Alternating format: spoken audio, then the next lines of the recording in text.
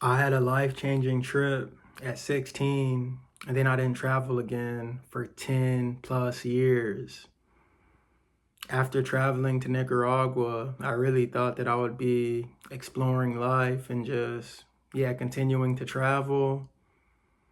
And then I guess life just caught up with me. At the time, I went to Nicaragua for my junior year experience. So that was that summer, my junior year. And then that next year was my senior year. So I was just finishing up school. Then after that, I just got caught up with just school and just working and just, yeah, the everyday things of life, being in routine and just not prioritizing travel. And so, yeah, I didn't really think that like I could travel by myself and just, I was just focused on finishing school. I had other priorities. And traveling wasn't at the top of my list during this period. And also, I didn't think that I could do it like by myself. Cause like I said, the first time I kind of had like everything set up through my school. We went with like chaperones and I went with all my friends and stuff. And I just had a lot of help with my parents, getting the passport, and just a lot of support. And so, although it was very life changing, once I was finished with that trip, I just felt like I never had like anyone to help me and support me on my traveling journey. And so, yeah, I didn't have like the most money. Like I said, I was working, finishing up school. I didn't really have anybody to travel with. So I had like a fear of solo traveling. I didn't think that I could do that by myself. Like the world is too big.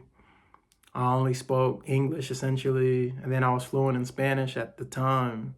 So I know English and Spanish, and outside of that, I can't do like I can't do it alone. So yeah, I didn't think like traveling was possible.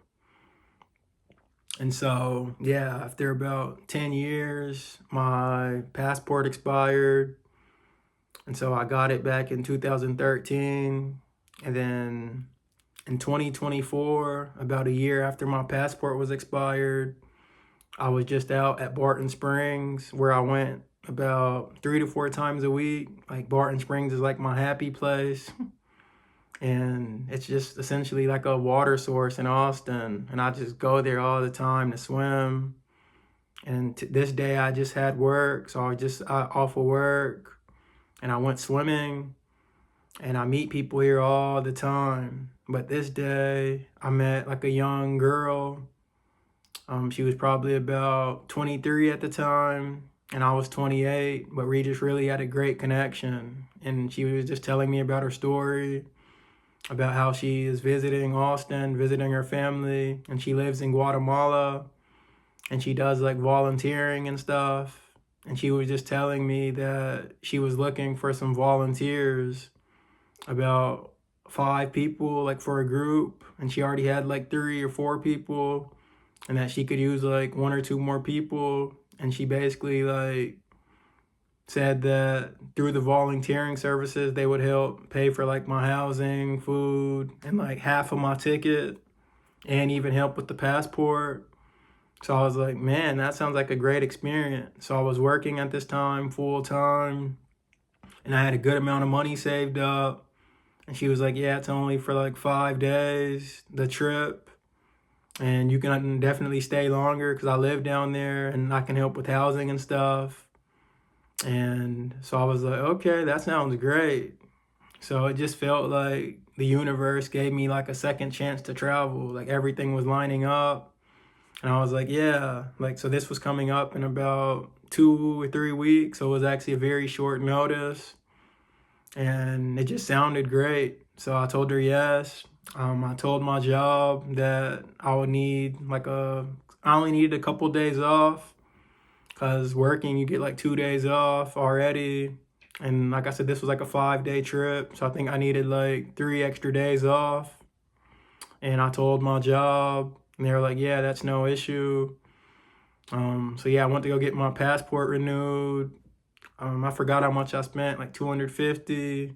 I buy the ticket. And I just start setting up everything because there's a group going down there as well, but we're all kind of like scattered around.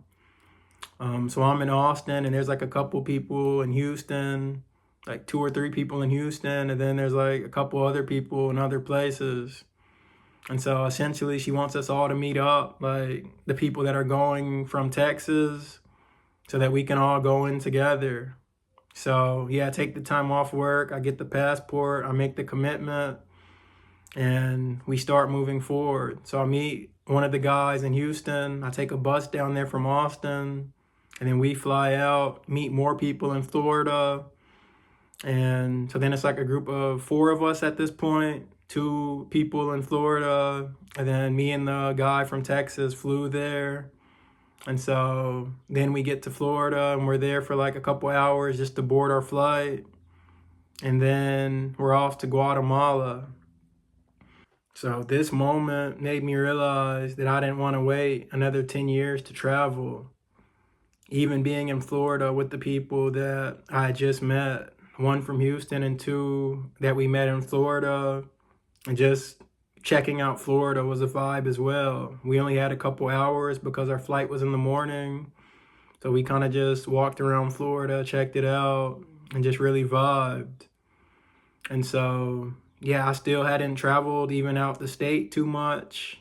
And that just kind of made me realize, like, I really love traveling. And that's what led me to Guatemala, which was a completely different experience. If you like this type of content, please like, comment, and subscribe.